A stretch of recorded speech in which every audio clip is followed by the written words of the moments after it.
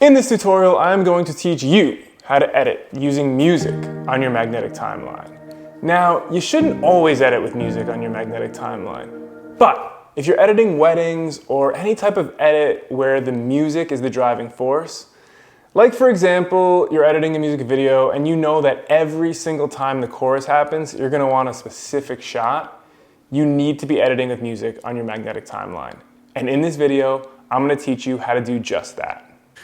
Okay, so first step is simply to just drag and drop the song you want to use right onto the magnetic timeline. So there it is, it's just on the timeline. Simple as that. Now let's populate it with the clips.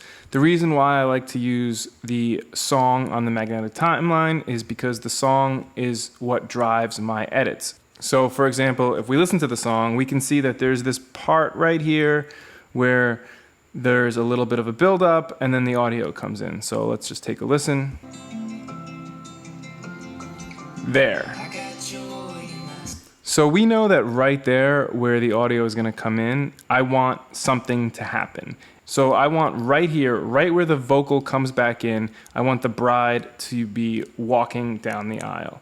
So I can just add a marker using M right there. So I know that right here, I want the bride walking in. So there's gonna be this nice build up, and bam. So I already have my clips over here. Here's my clip of the bride coming in, and then I have this whole sequence that I've already done of the first look at the altar, the bride coming in, you know, all that good stuff. And now what I like to do, because I still do like the magnetic timeline, I just don't like clips on the magnetic timeline, is you can actually highlight all of these clips and then do clips, create storyline.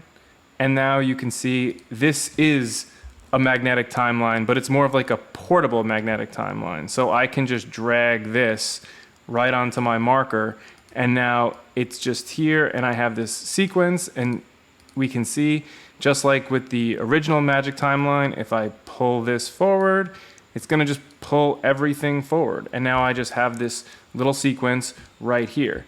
Let's say I have another sequence of clips. I'll have these two clips of the bride and groom. I just have, you know, them just being cool together. A nice little sequence. What I'll do for them is I will also create a storyline under clip, create storyline. And now I have this separate storyline to this, and I can just lay this new storyline either just right on top of the old storyline, I could put it next to it. I can combine it, but I like to just keep it like above it. And that is how I like to organize my project and deal with my magnetic timelines. Now the beauty of having the song on the magnetic timeline is if I want to move the song around, like let's say for example, I don't want to start with the song. Let's say I want some blank space before the song actually starts, right? Like I want to start with like a black screen. So I can just take a spacer and then just move it to the front. And now everything shifted, but it stayed on the marker. So we still have this, bam. Right there every single time. Okay, so let's say I want to add another song. Here it is. I put this one on the magnetic timeline, and now you may be saying, now Mike, I don't want all of this space from where this song ends to where this song starts. See, there's just, this song ends, there's a whole lot of blank space right here. Maybe you want this next song right here to start with zero hesitation. Maybe you even want it to start like here.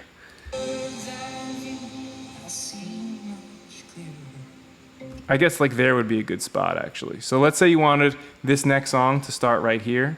All you do is use your blade tool, chop that up right there, and now you can delete that, and now they come in right here. But look at this. Not a smooth transition. So in order to get a smooth transition, what I'll then do is I'll come up here and I will do a, I don't think you could actually see it because of my screen record, unfortunately, but it's under clip, expand audio. You can see the shortcut right there. And now I expand the audio. So from here, now the audio is actually underneath the magnetic timeline. So I can actually come here to kind of overlay this song to this song. And then I, do this little volume fade here, a little volume fade here, and see, I can just do that. And every time I do that, none of the clips will actually move. So, I mean, it's not perfect, but I do have some semblance of a smooth transition.